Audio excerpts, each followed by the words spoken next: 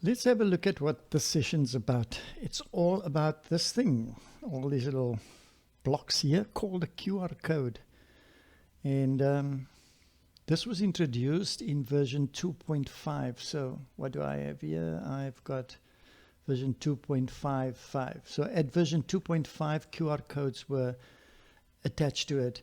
And the nice thing about QR codes is people can just scan it and it can take them to a website. It can give them access to a URL or whatever. So prior to version 2.5 of Affinity Designer, well, it's across the board, it's in Photo and in Publisher, we had to go to a third-party website and go look for a QR code, type in your message, and bring it into your design. And sometimes you were fortunate that they gave you an SVG, which was a vector that could keep the quality. But most of the times they just give you a PNG. So you'd bring it in and you go like, okay, I just want to change something on it. You had to pop out there again. So all of this now is included in the package. So how do we get access to it? For those people who know how I work, I have my layers palette on the left side, and I have these tools that I use. They're in two columns. Here you can see there's a QR code, but usually it shows up like this. Or depending on what last you were working with, it shows up like this. So you have the general rectangular tool, the ellipse tool, and this is what I call parametric objects. Let me just show you, for example, if I have to take let me take this donut. If I do this, being a parametric object, I can grab on these handles and start to do things like this or move. Okay, so they kind of built-in features inside of it, and all the stuff over here function in that way, or most of them, I should say. So if you don't have this pop-down menu here with all of these included here, quickest way to get there is to go to Window. Nope, oops, sorry, my bad. Go to View, go to Customize Tools, click on there. You'll see them here. And you can drag them individually over there. In this case, this one has all of these parametric objects embedded in it. Okay, so it's sorted out for you. And I just choose two columns because then it makes it nice and neat. If you have one, and sometimes it scrolls right down to the bottom of the page. Okay, but that's not the focus of what we're going to talk about. We're talking about the QR code. So I'm going to just pop this off here now and take that just Telegram thing off. Now you're seeing a lot of layers here because I've got another diagram on that side there. Okay, so but we're going to be working on this particular artboard now. So we are here and we want to drop in a QR code for this business card. Okay, don't design your cards like this. It's just a mock-up. You're going to pay more due diligence to design features. But let's say we've got Leap Wellness, and this is Trudy Dorfseinde. She's a wellness consultant. And okay, we're going to do a QR code, Affinity Designer, pop it in there. What are the options we have? Firstly, we've got to insert the QR code. So we go to that drop-down menu there, and right at the bottom we have QR code.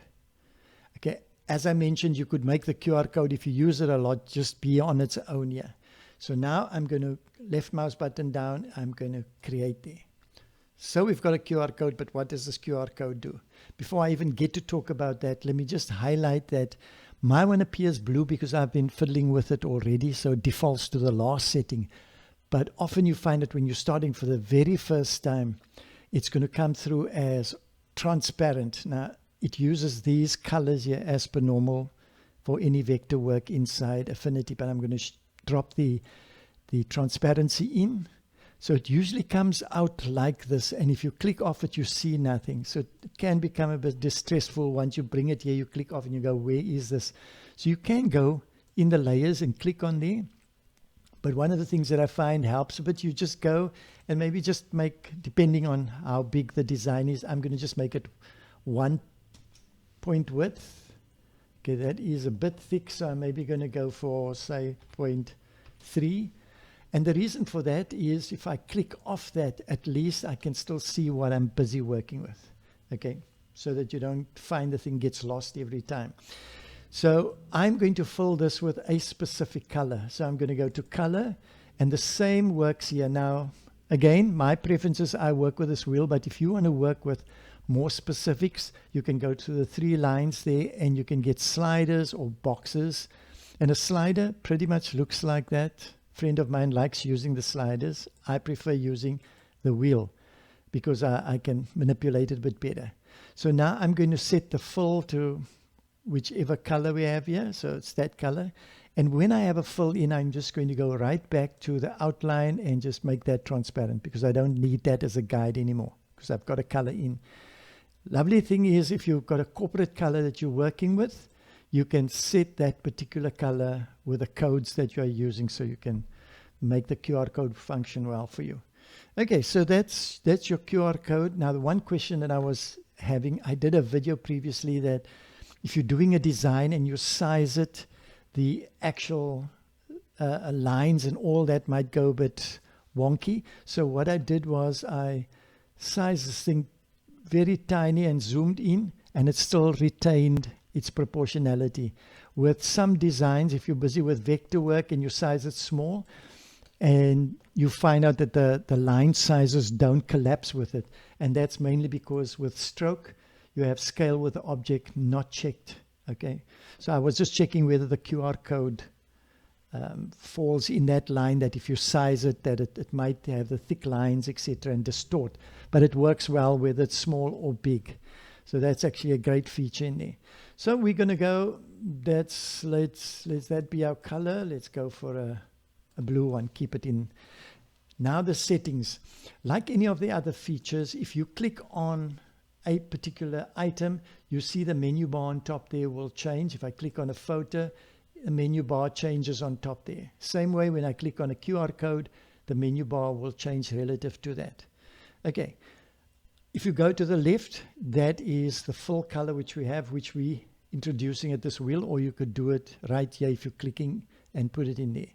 Okay, and the same thing goes with if you wanted to change it to swatches, etc. over there, right? This one is a preset. If you create a preset, you can save it in there. This is our main area where the data is. We're going to work on that now. I just want to go through here. These are familiar features. Here again, if you convert this to curves, it stops being the parametric object. The parametric object, or the feature that's built into this QR, is that you can change the QR information from a URL to a vCard to everything, and it will update live. If you convert it to a curve, this feature just goes away. So I wouldn't know when you want to convert it to a curve, because you would want to keep it always that, you know, you are able to modify it along the way. But again, let me just do it as the exercise. If you click on convert to curves, look what happens here. Your editability immediately goes.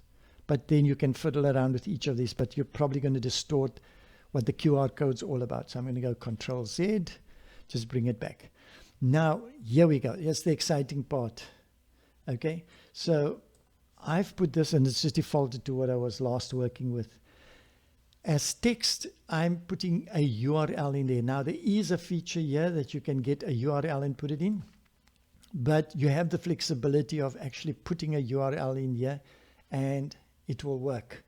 Okay, because what it's doing is taking you to that channel, and although you are not seeing this now, I am going to scan this and just see if it does go exactly to where we want to let it go. There we go.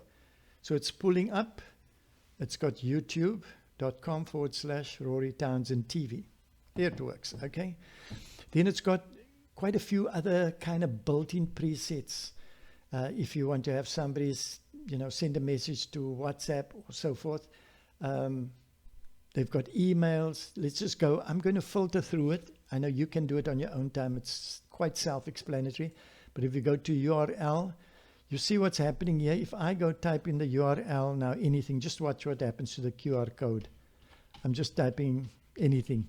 You see it constantly modifies because it's parametric, it's dynamic, and it keeps that feature in it.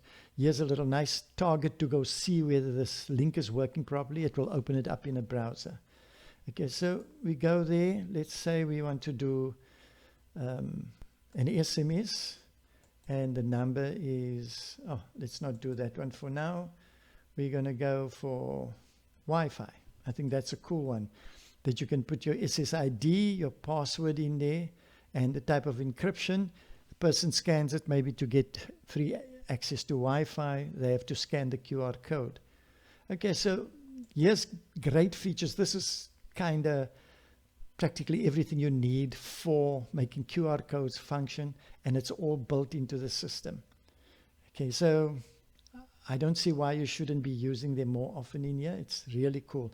I think the one that's probably nicely overpopulated compared to the others is the V card. If you look at that, it's got like everything. So you could put all the stuff that is on a business card, you could put it all in here, and when the person scans the code, it gives them a V card on their phone of all the data. So I think this one probably will be used quite a lot when it comes to business cards per se. But yeah, that's how it functions, and you now have a QR code, and you have all the flexibility of changing colors and whatever goes with that. Great. I'm to see something here before you go. I'm going to turn this thing at an angle and see if this thing scans the same. Let's see. Yeah, it actually doesn't matter which way the thing is turned. It scans the exact same thing. So great. Hopefully this is going to increase your communication and your sort of flexibility of getting data points onto your business cards or onto a pamphlet and so forth. And remember, this feature, QR codes, occurs across the board with publisher and photo. They're in all the different parts of the Affinity suite. Great stuff. Have a blessed day, and shalom to everybody.